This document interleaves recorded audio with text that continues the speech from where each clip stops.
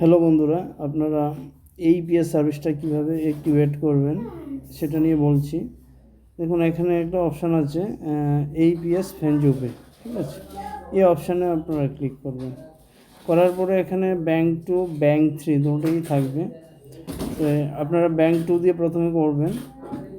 এই যে ব্যাঙ্ক টুতে ক্লিক করলে দেখুন, অলরেডি যেহেতু আমার এটা রেজিস্ট্রেশন আছে, অ্যাক্টিভেট আছে, সেজন্য আমাকে করতে হবে না। কিন্তু আপনাদের এখানে যেটা শো হবে, যখন আপনারা ব্যাঙ্ক টুতে ক্লিক করবেন, এখানে আপনার প্যান কার্ডের নাম্বার চাইবে, প্যান কার্ডের নাম্বারটা দেবেন, তারপর প্যান কার্ডের ছবিটা আপলোড করবেন। দ্বিতীয়ত, আধার কার্ডের ফ্রন্ট সাইড এবং ব্যাক সাইড দুটোই আসবে, দুটোটা আপলোড করবেন। সরাসরি ছবি তুলে আপলোড করবেন একদম ক্লিয়ারভাবে। তারপর নিচে স্টেট সিলেক্ট আসবে, সেটা সিলেক্ট করে সাবমিট দেবেন। দেওয়ার পরে 24 ঘন্টা বলবে যে 24 ঘন্টার জন্য ওয়েট করুন, অর্থাৎ আপনার এই পিএসটা অ্যাক্টিভেট হয়ে যাবে।